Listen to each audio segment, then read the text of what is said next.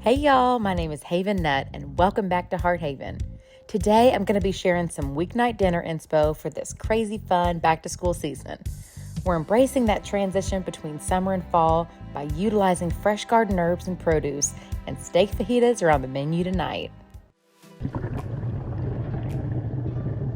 What I love about this time of year is we are still heavily into grill season, and I love grilling. I love cooking outside. So tonight on the dinner menu is my steak fajitas with the chili lime marinade. So it's gonna start off with my strip steak, which I absolutely love strip steak. One, it's really versatile, right? You can do stir fries, you can do fajitas and tacos, you can throw it on the grill, you can top your favorite salad with it. It's a great tender cut of meat. Obviously it's packed with protein and it's also affordable, yet it kind of seems a little fancy, a little upscale. So let's get started on the chili lime marinade.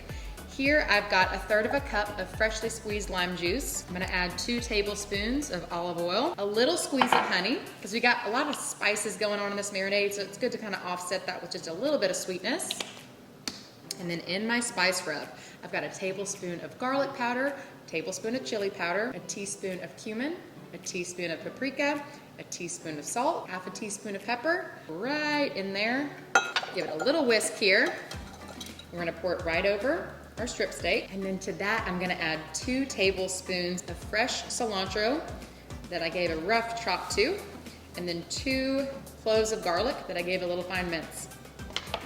So just give the steak a little toss, and this is gonna marinate in the fridge.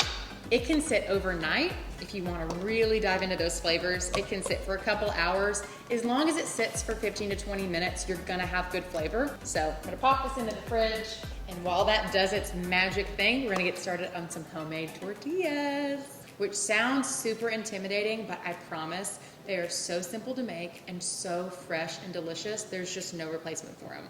So I've got 3 cups of all-purpose flour in my standing mixer bowl. You can mix this by hand, but I'm using my standing mixer. It just makes it a little easier. And I've got a teaspoon of salt and a teaspoon of baking powder. Give it a quick little whisk, make sure they're nice and well combined. And then I've got my dough hook attachment on the mixer, and I'm just gonna set it on low. And while it's going on low, I've got a cup of warm water and a 1/3 cup of olive oil, and I'm gonna slowly stream them in, and I'm just gonna allow this mixer to run on low until I see that the dough has formed into a nice solid ball. Should take only a minute or 2.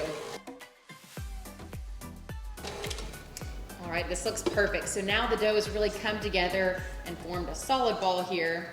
I'm just gonna remove it from my mixer, and I've got some parchment paper that's lightly lined with some flour. And I'm just gonna roll that in the flour here.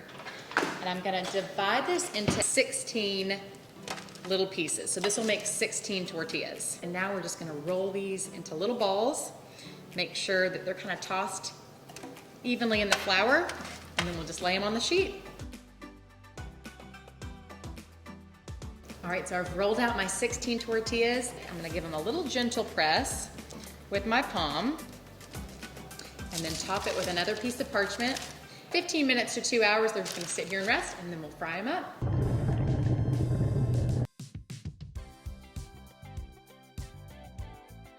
So I've got a skillet here. I'm using a cast iron skillet, and it's over medium heat. I've got a good amount of olive oil in there, and I'm rolling out my tortillas here. So I've lined some parchment with some flour, and you know, you can be fancy, you can use a tortilla press. I don't have a tortilla press, so I just roll them out by hand. Gives them a little rustic look, rustic vibe, and I actually like that. Roll them out. As soon as you can get them, lift them up and go right into the pan.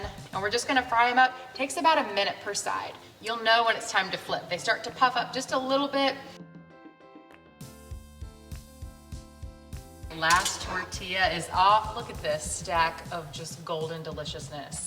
These are gonna be perfect for our fajitas. Let's go ahead and get those on the grill. Hot day outside, and it is fajita o'clock. I'm so excited. My strip steak has been marinating all day, and now I'm just throwing it on the grill. Grilling is the absolute best. There's nothing like steak on the grill. There's virtually no cleanup. It feels like a special occasion. You're getting to enjoy the fresh air, hang out with your family and friends. It's just a good time all around. If you're gonna have fajitas, you've gotta have all the fixings to go with it, and my garden fresh salsa is a no-brainer. Come on, I'll show you how to make it. Add 3 large garden tomatoes and 1 white onion to your food processor. Run on high until pulverized.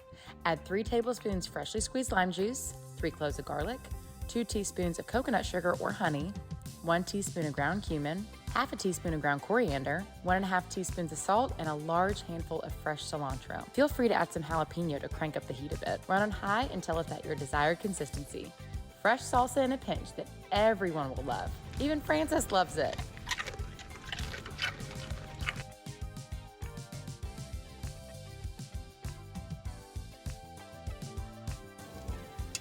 All right, y'all, fajitas are ready and dinner is served. Thank you all so much for joining us today at Heart Haven. I hope this inspires you to make some new recipes and create new memories with your family around the table.